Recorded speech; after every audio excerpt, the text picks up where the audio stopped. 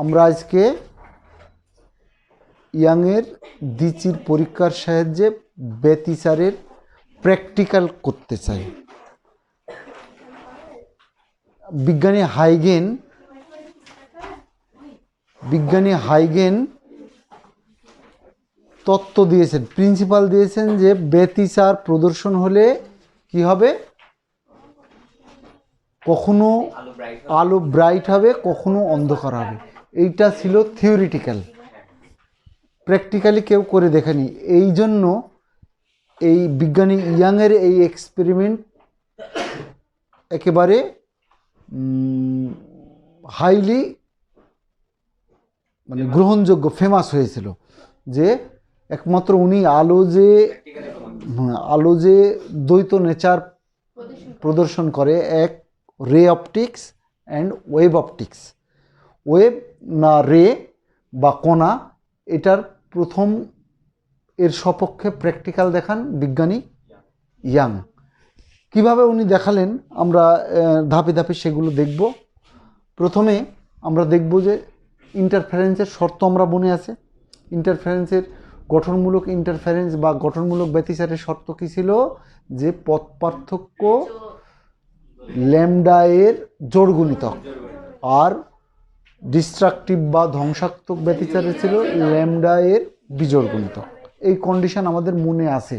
আমরা আসলে প্র্যাকটিক্যালটা কেমন, বইয়ে এর ছবিটা পরিষ্কার আছে, আমরা পরিষ্কার ছবি আঁকাতে পারবো না।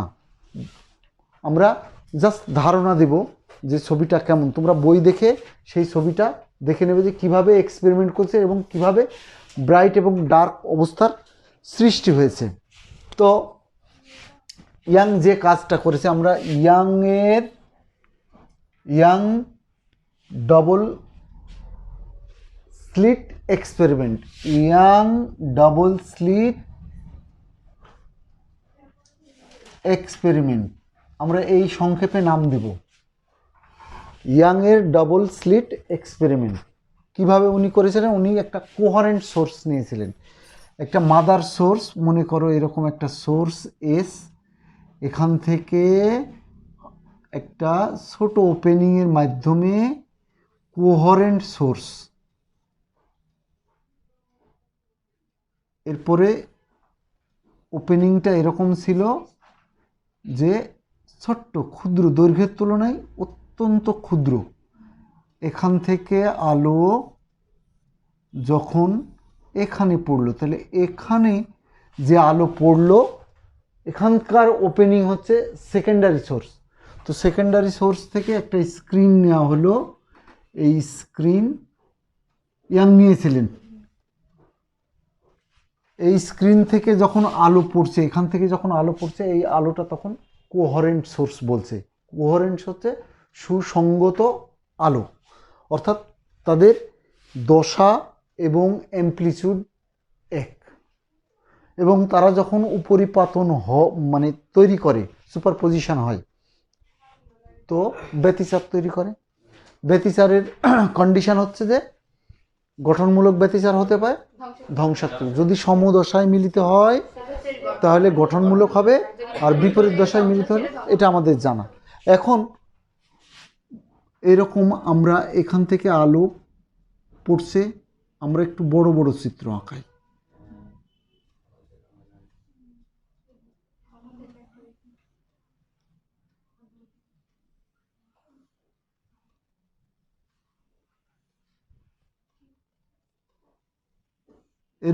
আমরা এটা কি আঁকাচ্ছি, তরঙ্গ শীর্ষ। তাহলে এর মাঝখানে কি আছে, আমরা ডট ডট ডট দিয়ে তরঙ্গ পাদ আঁকাই।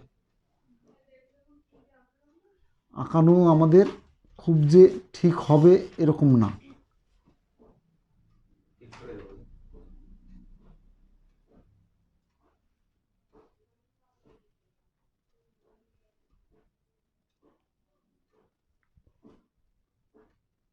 ওকে, এটা ওয়ান সোর্স থেকে আলো গেল। এবার সেকেন্ড সোর্স থেকে এরকম আলো, এরকম আলো, এরকম আলো, কলমের কালারগুলো ডিফারেন্ট হতে পারলে আমাদের ভালো হতো। ওকে, এর জন্য আবার তরঙ্গ পাদও আছে, তো এর জন্য আমরা এরকম লিখলাম। এটা আমাদের বইয়ে যে চিত্র আছে আমরা সেটা দেখানোর চেষ্টা করি, তোমরা এটা বুঝবে। এই যে যেগুলো কালো বর্ডার করে দেওয়া আছে, কালো বর্ডার করে দেওয়া আছে, এই কালো বর্ডার হচ্ছে সমদশা সম্পূর্ণ, আর যেগুলো ফাঁকা সেটা হচ্ছে বিপরীত দশায়। তো সমদশায় যেগুলো মিলিত হয়েছে সেখানে ব্রাইট, এরকম ব্রাইট, বিপরীত দশায় যেটা মিলিত হয়েছে সেটা ডার্ক। অ্যাকচুয়ালি এরকম ঘটনা ঘটে না। কী ঘটনা ঘটে? এই ছবি আঁকানোর জন্য এখানে এটা এভাবে ঘটছে, কিন্তু আমরা এখানে মনে করো এরা সমদশায় মিলিত হলো, এই পয়েন্টগুলো, এই পয়েন্টগুলো, তার মানে এখানে সেন্টার ব্রাইট তৈরি হবে। এরা বিপরীত দশায়, এখানে ডার্ক তৈরি হবে, ব্রাইট তৈরি হবে, ডার্ক তৈরি হবে, ব্রাইট তৈরি হবে, ফের ডার্ক, ব্রাইট, এরকম। তো এইটাকে যদি আমি এরকম করে দেখাই, আমরা কলম দিয়ে দেখাতে পারবো না। মনে করো এই ডার্ক, এটা ব্রাইট, ফের ডার্ক, ফের ব্রাইট, ফের ডার্ক। অ্যাকচুয়ালি এটা যদি ব্রাইট হয় এটা হবে ডার্ক, এটা যদি ব্রাইট হয় এটা ডার্ক। তো এই যে ডার্ক ছবিতে যেভাবে দেওয়া আছে আমরা এখানে সেভাবে আঁকাতে পাচ্ছি না, কালো এরকম। আমরা এটাকেই ডার্ক করে দিচ্ছি এরকম। অ্যাকচুয়ালি ঘটনা যেটা ঘটে যে একটা সেন্ট্রাল ব্রাইট, সেন্টার ব্রাইটকে আমরা ফাঁকাই রাখি। আমরা আলাদা চিত্র দেখাই। এই যদি আমার ডার্ক হয়,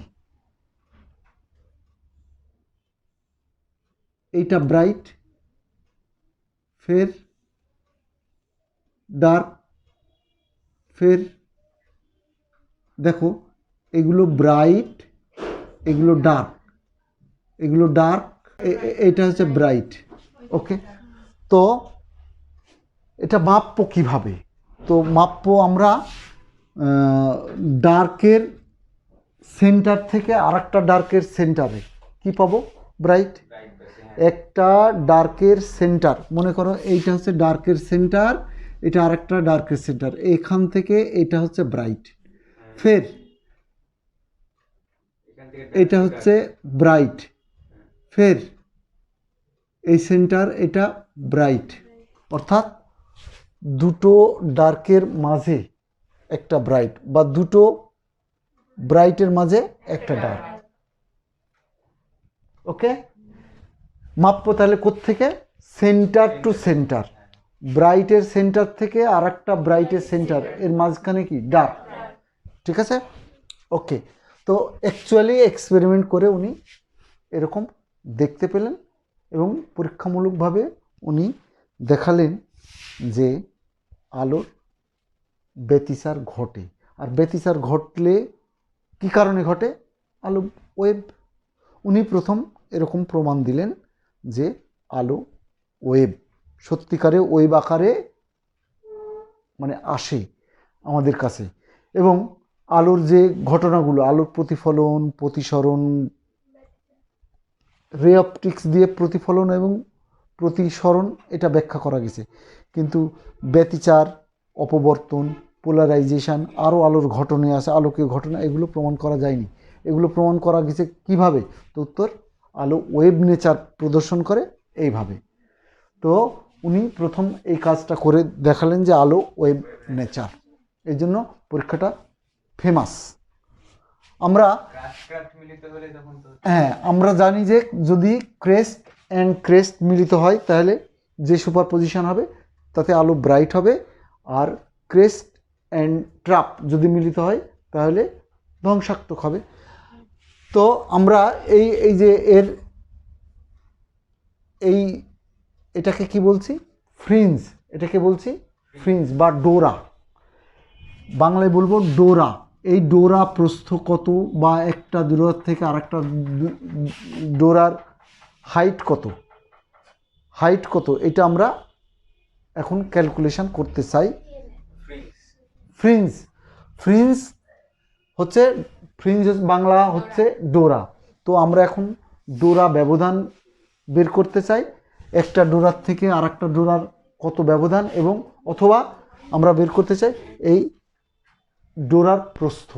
তাহলে আমাদের নেক্সট কাজ কি, ডোরা ব্যবধান বের করা, ম্যাথমেটিক্যালি ডোরা ব্যবধানের ইকুয়েশন বের করা এবং ডোরা প্রস্থ বের করা। আমরা আসলে এই যে একটা স্ক্রিনে রেখে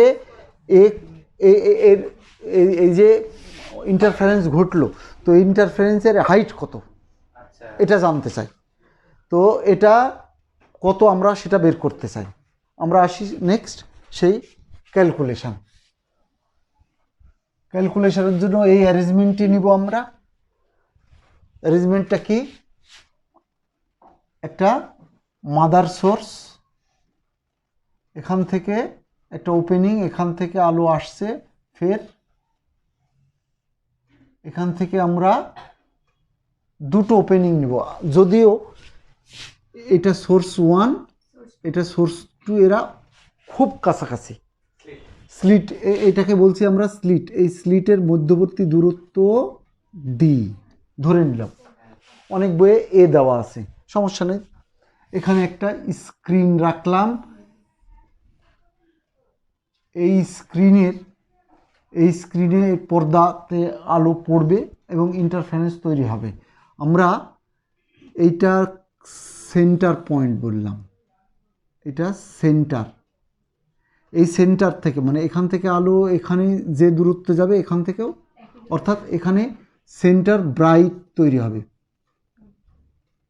এবং সকল হাইট বা সকল ব্যবধান আমরা এই সেন্ট্রাল ব্রাইট থেকে পরিমাপ করব।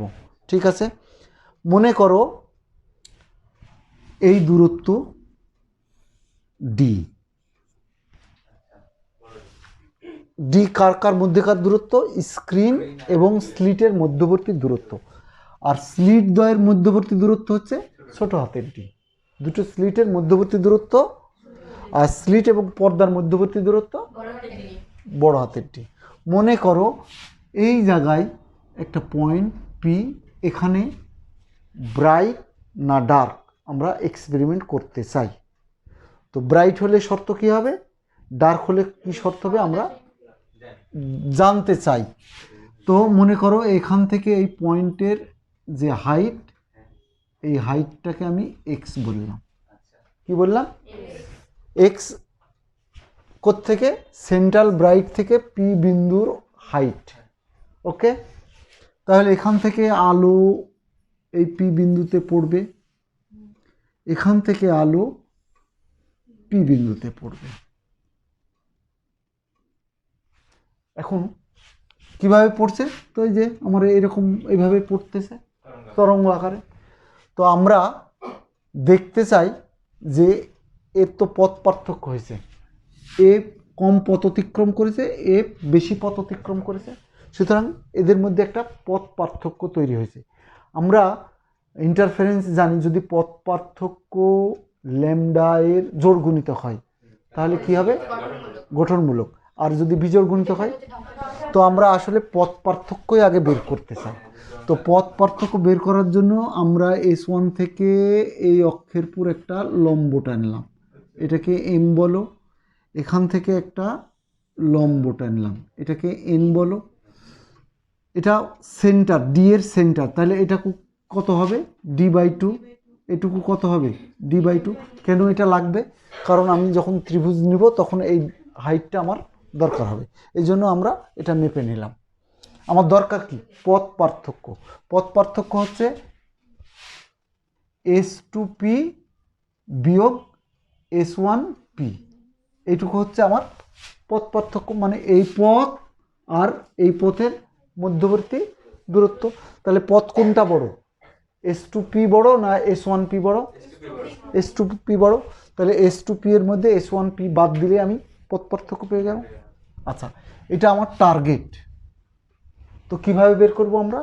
তো দেখো SPN একটা সমকোণী ত্রিভুজ, ত্রিভুজের এইটা হচ্ছে পথ পার্থক্য। তাহলে এটা সমান আমরা কি লিখতে পারি?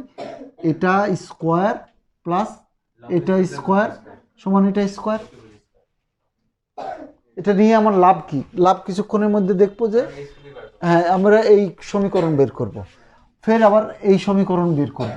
তাহলে আমরা এখানে নিলাম S2 স্কোয়ার বিয়োগ S1P স্কোয়ার। এটা সমান কি লিখতে পারি? S2P plus S1P a plus B whole a square minus B square হচ্ছে a plus B into a minus B. Okay, এটা সমান এটা। এখন আমি S1P সমান কি লিখতে পারি বলো? S1P হচ্ছে এটা স্কোয়ার প্লাস এটা স্কোয়ার, তার মানে এটা square S2N square plus NP square,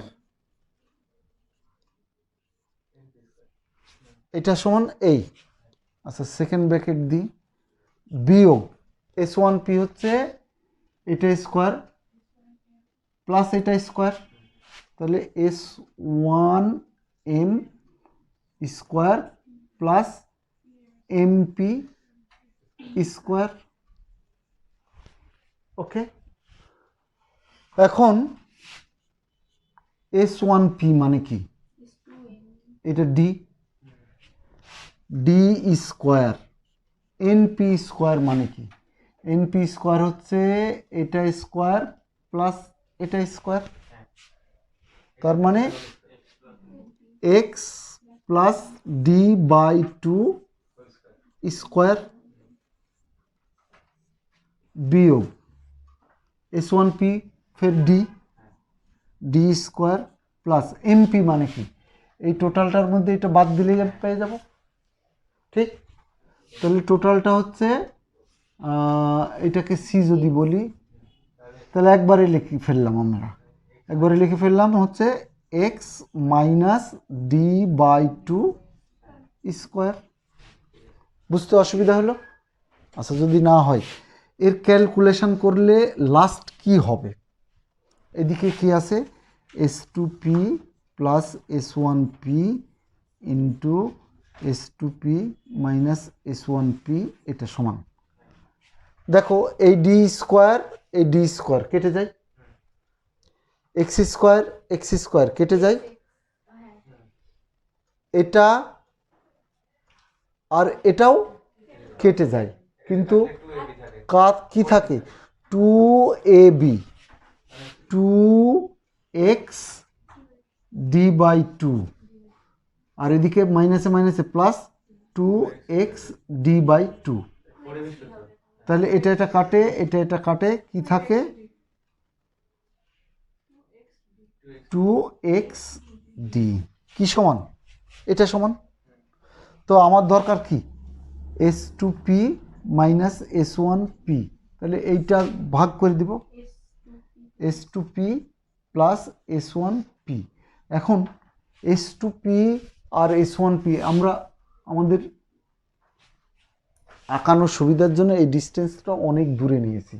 actually এটা এর খুব কাছাকাছি।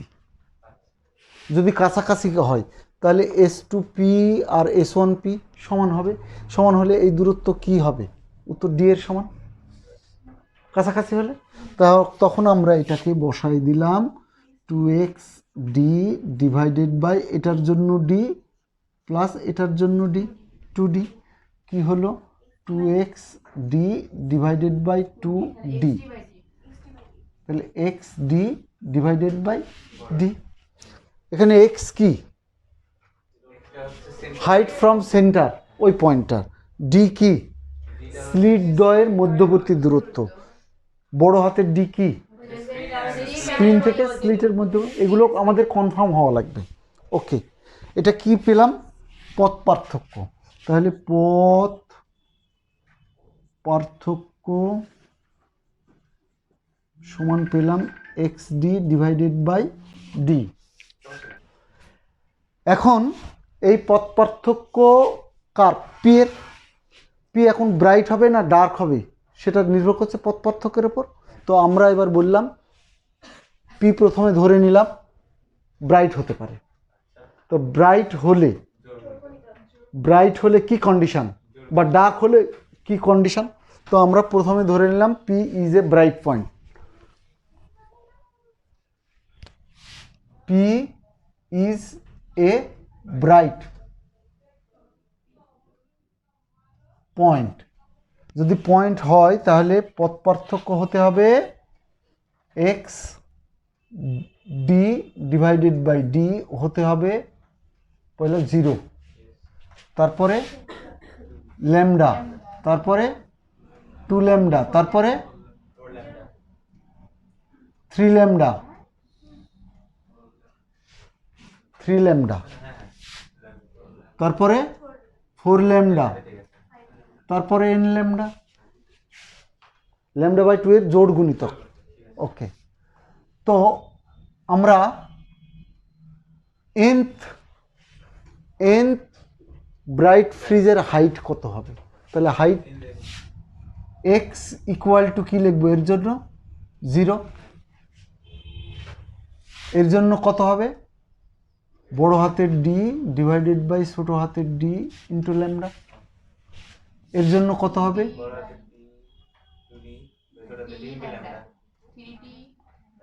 এন এর জন্য কত হবে? N D divided by D into lambda. এটা nth পথ পার্থক্যের জন্য, nth পথ পার্থক্যের জন্য। এখন এন এর মান শুরু হবে কোথায়? তো যেখানে n ইকুয়াল টু 1 2 3। 0 কেন হলো না? অ্যাকচুয়ালি আমরা 0 ইচ্ছা করেই নিই নাই। 0 কাকে ধরেছি আমরা? মাপবো হচ্ছে এটা হচ্ছে 0, এখান থেকে মাপবো, এখান থেকে আমরা এটা মাপতে চাই। তাহলে এটাকে কি বলবে? ফার্স্ট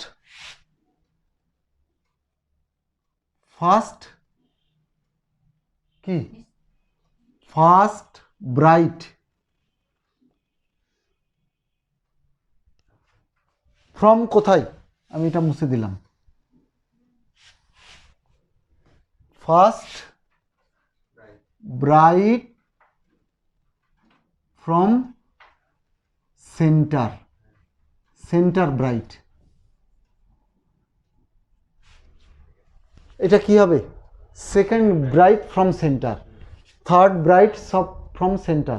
অর্থাৎ দেখো, আমি যদি এন এর মান এক্স ইকুয়াল টু nth এর জন্য কি হবে?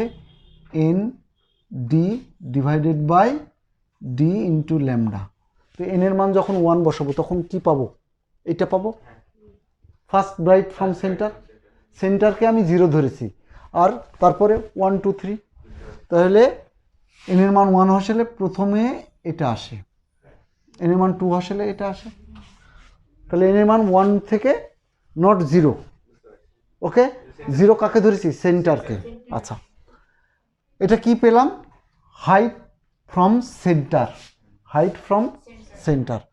যদি পরবর্তী হাইট পেতে চাই তাহলে কি করব? তো এন এর মান 2 হবে। তাহলে এই হাইট কত, বা এই হাইট কত?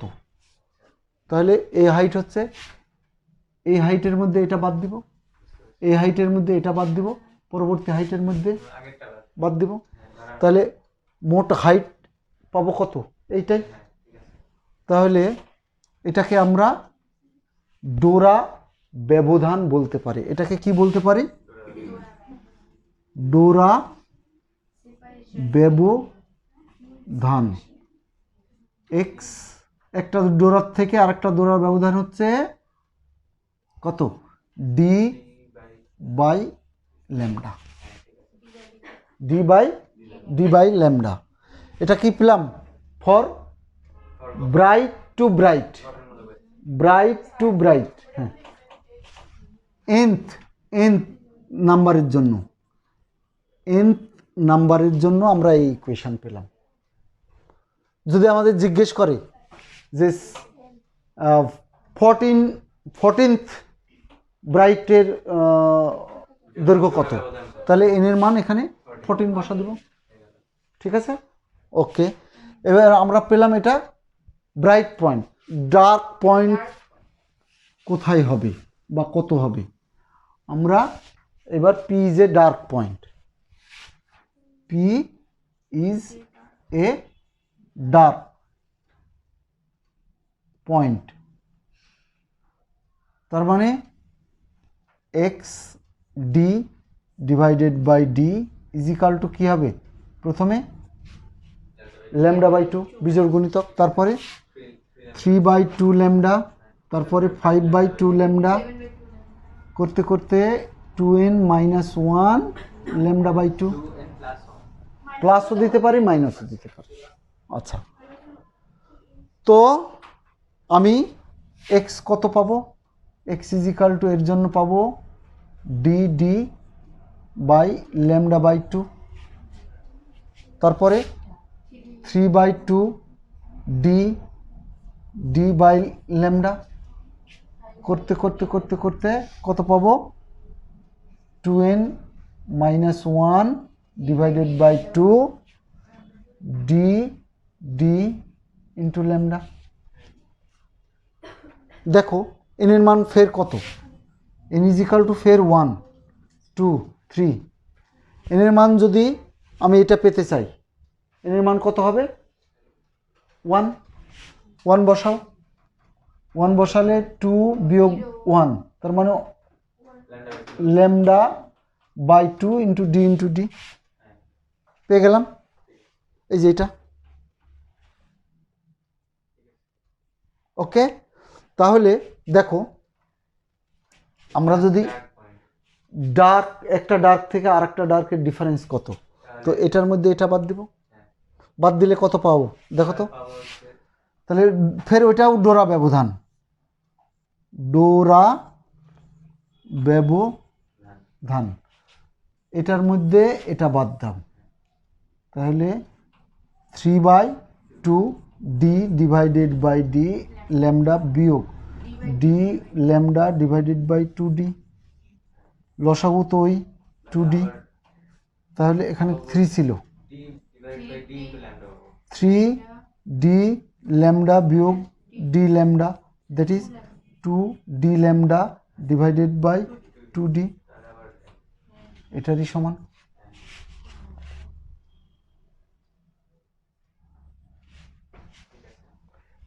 এইবার যদি বলি এটা ডোরা ব্যবধান, ডোরা প্রস্থ কত হবে? ডোরা ব্যবধান এত, ডোরা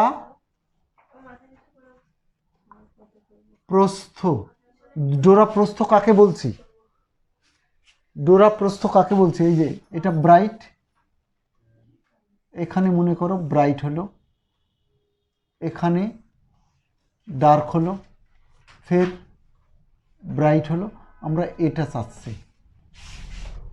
অথবা আমরা এই সেন্টার থেকে এই সেন্টার এটা পেলাম ডোরা ব্যবধান, তাহলে যে কোনো একটা ডোরা কত পাবো?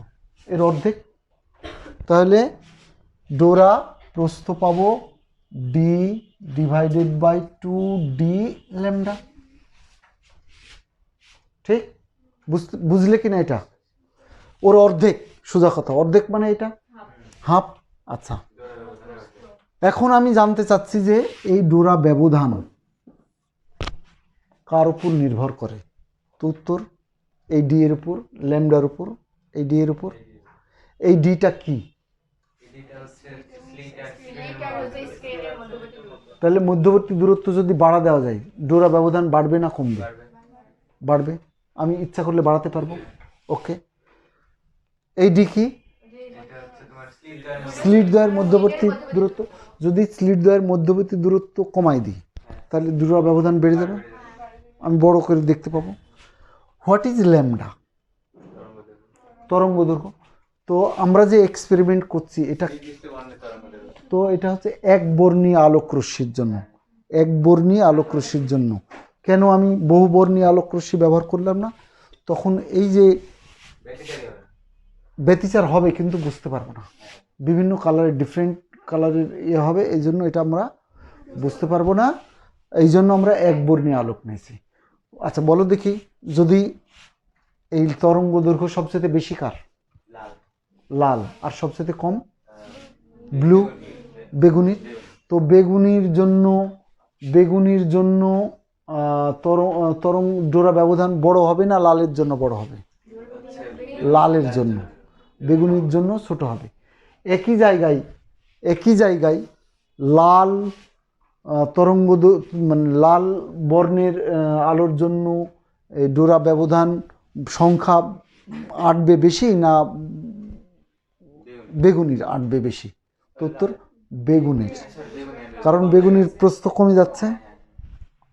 ওকে, আচ্ছা আমরা যদি একটা গ্রাফ করি, একদিকে ইন্টেন্সিটি, খেয়াল করো আমাদের এখানে যে আলো আসছিল তার ইন্টেন্সিটি, এখানকার ইন্টেন্সিটি সেম থাকতে হবে। কেন? আমরা জানি শক্তির সংরক্ষণশীলতার নীতি, শক্তির সংরক্ষণশীলতা না। কিন্তু আমরা কি দেখছি, এখানে ব্রাইট, এখানে ডার্ক, এখানে ব্রাইট, এখানে ডার্ক, তাহলে কি আলোর ইন্টেন্সিটি কমে গেছে? উত্তর না, আলো এখানে রিডিস্ট্রিবিউশন হয়েছে। রিডিস্ট্রিবিউশন কি করে হয়েছে? এখানে যে অন্ধকারের জায়গায় আলো ছিল, আমরা সেটাকে ব্রাইটের পুর নিয়ে আসছি, দিয়ে ব্রাইট কয় গুণ হয়ে গেছে? 4 গুণ। আমরা জানি ব্রাইটের ইন্টেন্সিটি, দেখো আমরা এটা মুছে দিই,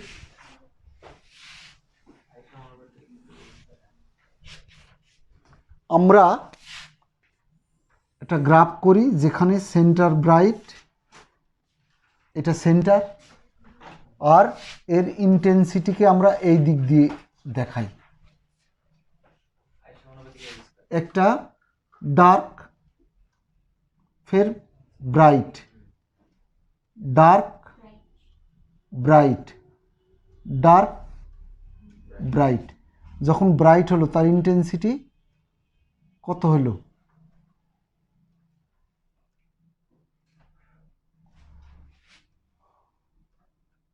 ডার্ক ব্রাইট, ডার্ক ব্রাইট, ব্রাইটের ইন্টেন্সিটি।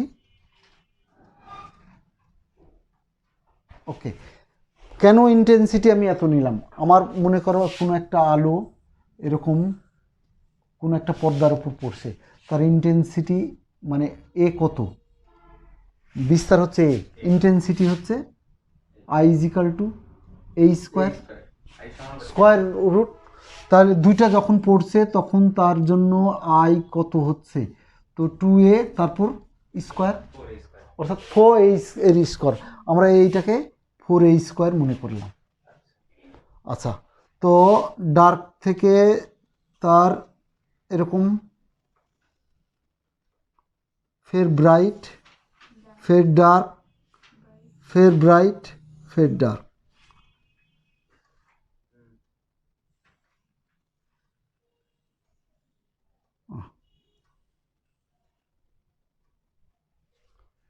এরকম তৈরি হলো।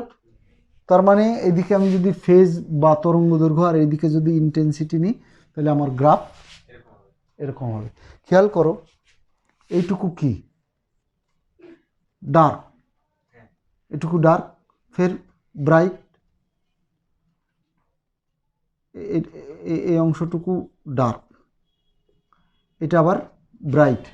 তো এই যে ডার্ক হয়েছে মাঝখানে নাই, আবার এতে ব্রাইট হয়েছে, তো ফলে এখানকার আলো এখানে চলে গেছে, মোট আলো যা ছিল তাই আছে, শুধু রিডিস্ট্রিবিউশন হয়ে এক জায়গাকার আলো আর এক জায়গায় পৌঁছে গেছে। এখানে শক্তির সংরক্ষণশীলতার নীতি ব্যর্থ হয়নি, বরং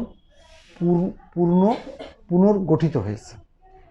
ওকে, তো এই ছিল আমাদের ইয়াং ডবল স্লিট এক্সপেরিমেন্ট, যেখান থেকে আমরা দেখলাম আলো ব্যতিচার সংঘটিত হয় উজ্জ্বল এবং অনুজ্জ্বল আলো গঠিত হয়। ওকে, এই পর্যন্তই আজকে।